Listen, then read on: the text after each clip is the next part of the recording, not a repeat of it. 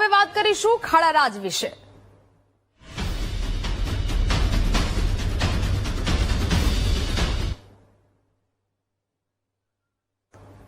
તો છોટાઉદેપુરમાં બિસ્માર્ક રસ્તાઓની સમસ્યા સામે ભાજપ નેતાઓએ હવે અવાજ ઉઠાવ્યો છે। ખરાબ રોડ રસ્તા અને જર્જરિત બ્રિજની સમસ્યા સામે સંગ્રામસિંહ રાઠવા મેદાને ઉતર્યા છે।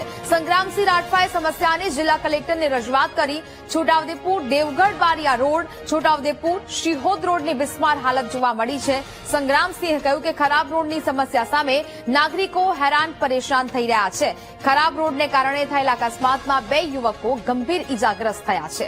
લોકોના જીવ બચાવવા માટે વહેલી તકે કામગીરી કરવા સંગ્રામસિંહે માંગ કરી। પાવી જેતપુર અને બોડેલીમાં વેપાર ધંધો, આરોગ્ય અને શિક્ષણ ખાડે જતું હોવાનું પણ તેમણે કહ્યું છે। શું તંત્ર ખરાબ રસ્તાના લીધે લોકોના મોત થવાની રાહ જુએ છે, તેવો પણ સંગ્રામસિંહે સવાલ કર્યો છે। પૂર્વ મંત્રી નારણ રાઠવાના પુત્ર છે ભાજપ નેતા સંગ્રામસિંહ રાઠવા।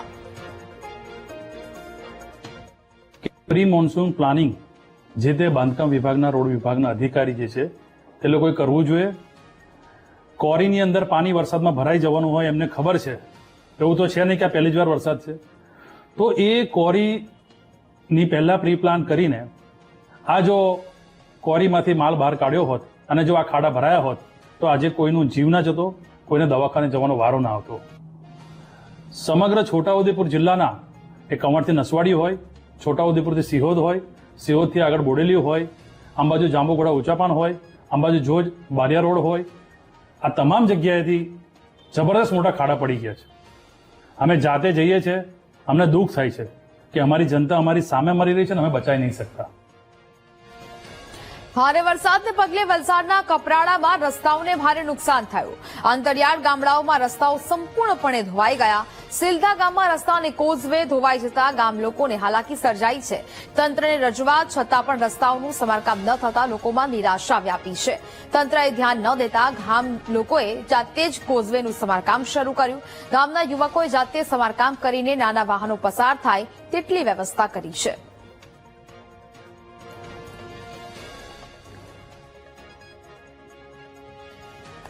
વલસાડ જિલ્લામાં અવિરત વરસાદ વરસી રહ્યો છે, તેના કારણે અનેક રસ્તાઓનું ધોવાણ થયું છે। અત્યારે જે રીતે આપ દ્રશ્યો જોઈ રહ્યા છે, વીટીવીની ટીમ કપરાડાના અંતરિયાળ ગામ વિસ્તારમાં પહોંચી છે અને અત્યારે જે આ સિલધા ગામના જે રસ્તાઓ છે એમાં અતિશય ધોવાણ થયું છે। તેના કારણે લોકોને ભારે મુશ્કેલીનો સામનો કરવો પડી રહ્યો છે, કારણ કે જે આ રસ્તો છે એમાં અતિશય ધોવાણ થયું છે અને જે રીતે ગામ લોકોની માંગ છે કે રસ્તો તાત્કાલિક બને। અને જો કે હવે આપણે સ્થાનિક સાથે વાત કરવાનો પ્રયત્ન કરીશું કે આપનું શું નામ છે? સંજયભાઈ, આ કેટલો વરસાદ પડ્યો, શું તકલીફ છે? ખૂબ કપરાડા તાલુકામાં ખૂબ જ વરસાદ પડ્યો અને સિલ્લા ગામમાં પુલ અને રસ્તા ધોવાણમાં જતા ખૂબ જ લોકોને તકલીફ પડે છે। લોકો ખૂબ જ દર વર્ષે આવો જ માહોલ હોય અને ખૂબ જ તકલીફ પડે છે। પુલ 4-5 દિવસથી ડૂબાણમાં જ રહે છે અને અમે કાંઠે જવા માટે પણ જવાનું હોય ત્યારે ખૂબ જ તકલીફ કરવા પડે છે।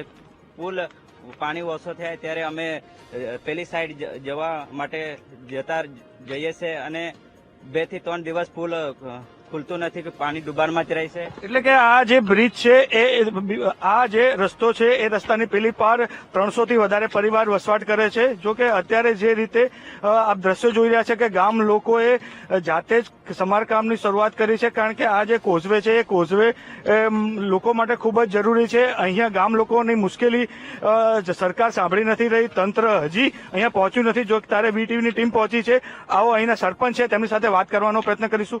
આપનું નામ? નરેન્દ્ર। નરેન્દ્રભાઈ, આ રસ્તો કેટલો ઇમ્પોર્ટન્ટ છે લોકો માટે? આ એટલો બધો ઇમ્પોર્ટન્ટ છે કે લગભગ અહીંયા 300-350 વસ્તી છે અને માધ્યમિક શાળામાં અને પ્રાથમિક શાળામાં છોકરાઓ ભણે છે અને અહીંથી જ અવર જવર થાય છે, એટલે એ બહુ ઇમ્પોર્ટન્ટ વસ્તુ આ રસ્તો છે, આ પુલ છે।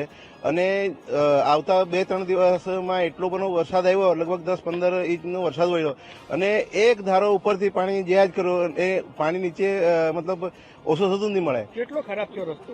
એટલો ખરાબ છે કે ગાડી કે પગે ચાલવાની મગજમારી છે।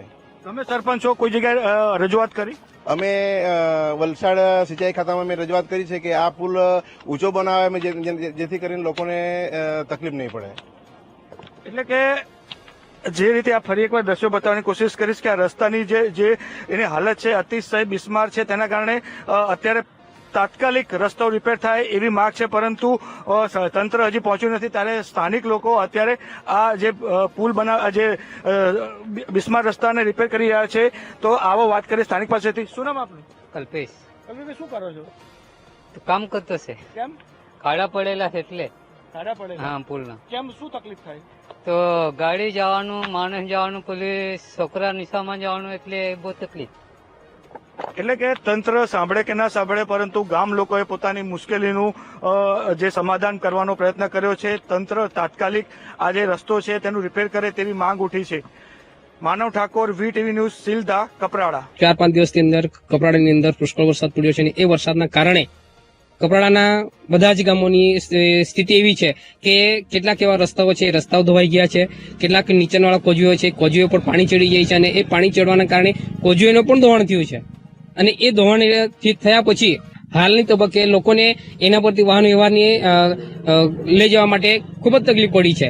તો આવા જે કોઝવેઓ ધોવાણ થયા છે એનું તાત્કાલિક રિપેર થાય અને આવી સ્થિતિ દર ચોમાસાની હોય છે. તો આવા નીચાણવાળા કોઝવેઓ ઊંચા બને, એનો સર્વે થાય, જેથી કરીને લોકોની જે સમસ્યા એ સમસ્યા દૂર થાય.